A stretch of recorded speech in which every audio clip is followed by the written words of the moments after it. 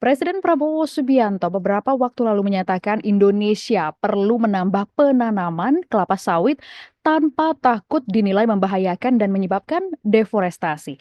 Bagaimana sebenarnya duduk perkara masalah ini hingga memang sebelumnya dituding pernah menyebabkan deforestasi atau permasalahan lingkungan. Kita akan bahas langsung bersama dengan Prof. Bustanul Arifin selaku Presiden Asian Society of Agricultural Economy sudah bergabung bersama kami dalam sambungan Zoom. Pak, kita langsung saja ini setelah mendengar pidato Presiden Prabowo Subianto sebelumnya, apa yang Prof pikirkan soal pernyataan ini, Prof?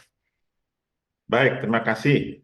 Yang jelas, mungkin akan ada perubahan kebijakan. Jadi kebijakan yang sudah ditetapkan Indonesia sejak zaman Pak Presiden SBY 2011-2012 kalau nggak salah, Indonesia itu melakukan kebijakan moratorium, ya, tidak ada penambahan kelapa sawit, areal kelapa sawit baru sejak 2012, dan dampaknya cukup baik setelah tidak ada penambahan itu adalah deforestasi turun drastis sampai catatan saya sampai 2023 sih masih turun ya.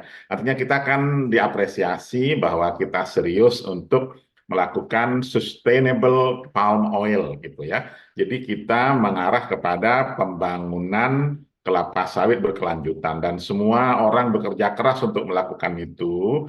Bahkan segala macam tiga setidaknya sertifikasi yang sudah dilakukan oleh perusahaan kelapa sawit dan petani kelapa sawit dua-duanya. Kita atau petani Indonesia sudah ikut yang disebut RSPO, Roundtable Sustainable Palm Oil, dan Indonesia juga menerapkan ISPO, Indonesia Sustainable Palm Oil, di samping kita mengikut ISCC ya, untuk carbon certificate gitu. Jadi prinsip-prinsip pembangunan kelapa sawit berkelanjutan banyak diapresiasi. Nah, dampaknya tentu saja, dampak dari itu memang produktivitas atau produksi lamban kenaikannya.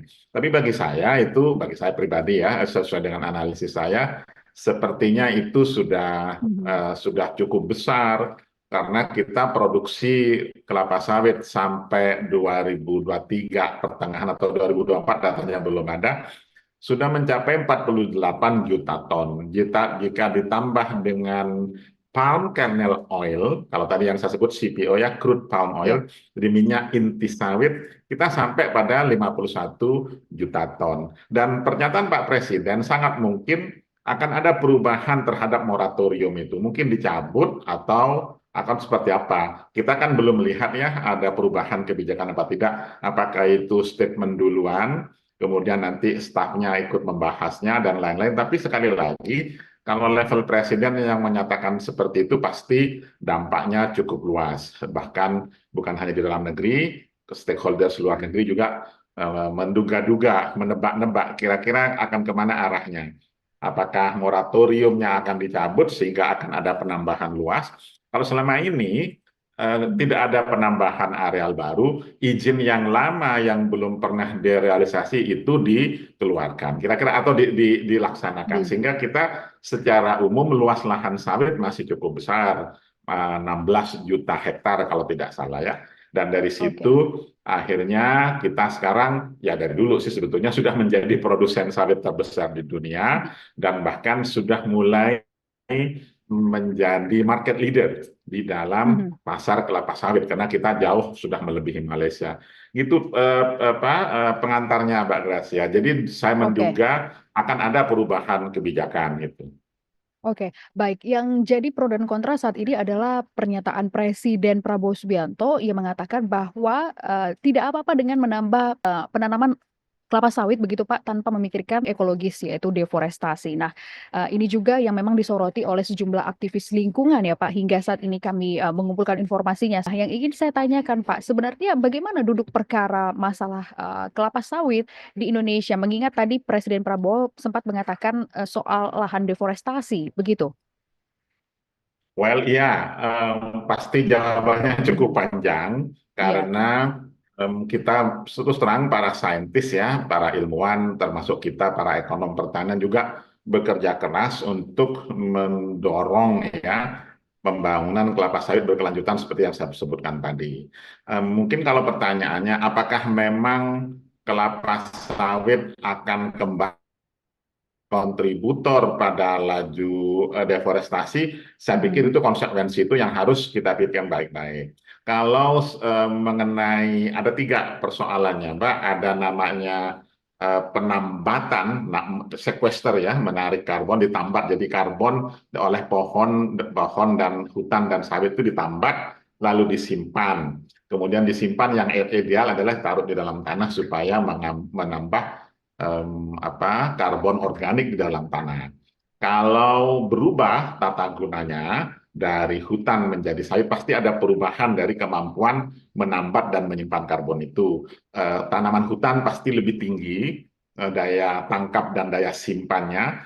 Bahkan kalau mau dihitung daya lepasnya, Iya. kalau hutan lebih sedikit melepaskan karbon dibandingkan dengan sawit dan lain-lain ya. Dan dari situ para ahli meneliti sampai sedetail-detailnya sedapat mungkin kalau ada perubahan menjadi sawit, ada reforestasi atau afforestasi yang harus ditambah. Kira-kira gitulah. Jadi ada kompensasi ya kalau ada perubahan, ada pengurangan. Dan kita sebetulnya cukup ketat untuk mengawasi bahkan sampai kepada masyarakat ya. Selain saintis, bahkan aktivis, teman-teman aktivis juga ikut mengawasi kalau sampai ada pembukaan lahan baru yang betul-betul Iya. virgin natural forest. Saya pikir saya pun sebetulnya tidak terlalu setuju jika sampai pristine forest seperti itu dibuka ya. Demikian juga kalau sampai ada pembukaan kelapa sawit di lahan gambut. Di lahan gambut Iya. itu pasti akan menimbulkan emisi karbon baru. Sementara pada saat yang sama kita menandatangani ya yang disebut komitmen untuk menurunkan perubahan iklim. Kira-kira seperti itu. Dan nampaknya memang para menteri kabinet ini harus bekerja keras menerjemahkan arahan Pak Presiden pada saat Musrenbang kemarin, ya, musyawarah rencana pembangunan yang diadakan oleh Bappenas. Karena walau bagaimanapun finalisasi dari aktivitas itu kan tertuang di dalam kebijakan. Tapi Iya. setahu saya di dalam RPJM yang beredar draftnya, setidaknya saya sudah memperoleh membacanya, tidak ada itu ada tambahan seperti yang disampaikan oleh Pak Prabowo seperti kemarin, kecuali kalau memang ada perubahan di tengah jalan ya. Setahu saya teman-teman di teknokratik sudah sangat ketat untuk Mengawasi. merumuskan tersebut, kecuali kalau memang akan ada kebijakan baru, dan kebijakan baru itu sepertinya yang memang perlu kita kawal sama-sama. Mungkin begitu Mbak, yang paling mungkin saya sampaikan. Oke, Pak, tapi apakah mungkin kita akan menambah penanaman kelapa sawit dan, kalau tadi dilihat ada seperti tumpang tindih lahan begitu ya, Pak, ya, di mana kemudian akan ditanam? Kalau kita lihat skenarionya ke depan? Oh, kalau izin yang masuk udah banyak, Ah Mbak. Sudah iya. banyak banget. Sudah banyak banget. Memang akan ada yang tertarik ya, baik perusahaan maupun masyarakat sudah banyak yang ingin buka baru. Yang saya tahu lahan-lahan baru terutama di Papua, bahkan Sulawesi, bahkan sebagian juga di Maluku juga sudah ada upaya untuk pengelepasan lahan hutan menjadi sawit. Kira-kira seperti itu kan prosedur ya. Anda Iya. misalnya pengusaha, Anda mengajukan, kemudian diteliti, dilihat apakah ada perubahan tata guna lahan yang cukup signifikan. Nah, sementara ingat kita selalu ingin patuh pada penggunaan atau perubahan tata guna hutan yang menyebabkan perubahan iklim tersebut gitu ya. Iya. Jadi memang tidak sesederhana seperti itu. Mhm. Mungkin ada artikel begini, ada artikel dari Profesor Dennis Murphy yang cukup kontroversial. Dennis Murphy itu bahkan artikelnya sudah cukup menyebar, gitu dibilangnya. Oke, sawit pun sebetulnya mampu menambat karbon seperti yang saya sampaikan tadi. Menambat tuh menangkap ya dan menyimpannya. Tapi pasti daya simpannya berbeda dengan pajuk yang tinggi dari hutan. Kira-kira seperti itulah sama. Dan apakah sawit juga pohon? Ya pohon juga. Tapi sekali lagi kemampuannya berbeda dan lain-lain ya. Dan kalau seperti itu kita memang bisa terus berdebat. Anda tadi menyinggung mengenai apa ya, kita dituduh oleh Uni Eropa, ya. Iya, betul. Dan terus terang yang disebut Uni Eropa itu menerapkan kebijakan yang disebut dengan EUDR, European Union Deforestation Regulation, atau peraturan deforestasi. Dan harusnya berlaku awal tahun ini, tapi tahun lalu Amerika juga protes, Presiden Biden pada waktu itu Iya. ikut protes ke Uni Eropa karena Amerika juga terkena dampaknya terhadap EUDR itu, karena banyak kayu-kayu Eropa yang masuk ke kayu-kayu Amerika Serikat yang Amerika. masuk ke Eropa akan kena ban juga. Singkat cerita, setelah negosiasi internasional diplomasi, diberi waktu 1 tahun lagi.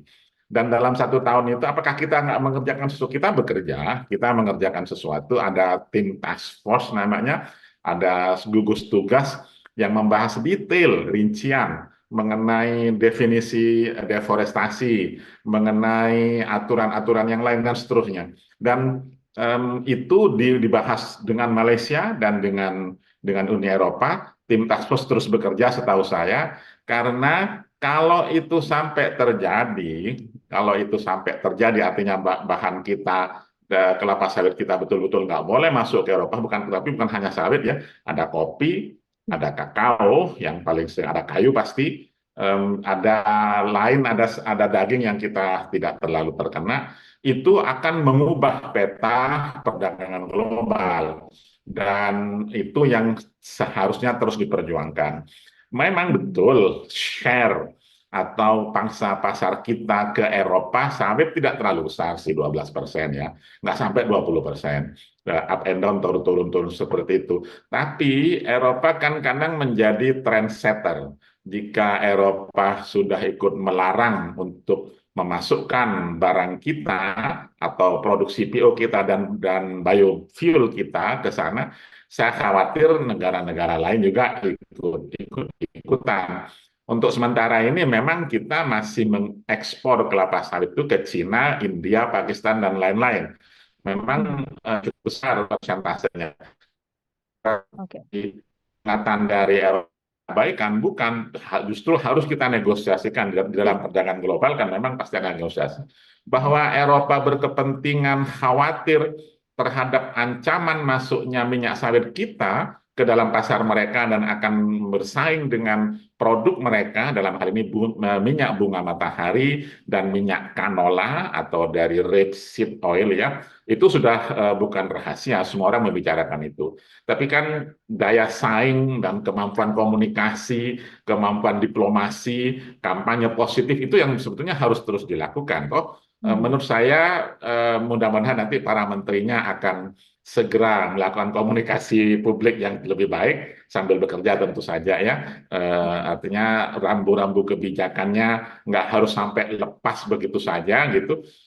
Menurut saya itu jauh lebih penting, karena walau bagaimanapun ini bukan hanya menyangkut kita, bukan hanya menyangkut ekonomi Indonesia, tapi juga menyangkut banyak kesejahteraan masyarakat ya. Dan kita yang paling tidak enak itu kalau membaca berita-berita kelapa sawit itu, kalau sampai ada konflik antara masyarakat dengan perusahaan besar, bagi saya gimana gitu rasanya. Dan itu sebetulnya yang harus segera ditanggulangi juga, bahwa kita semuanya ingin baik, bahwa kelapa sawit ini adalah salah satu andalan perekonomian Indonesia, no question about that, gitu.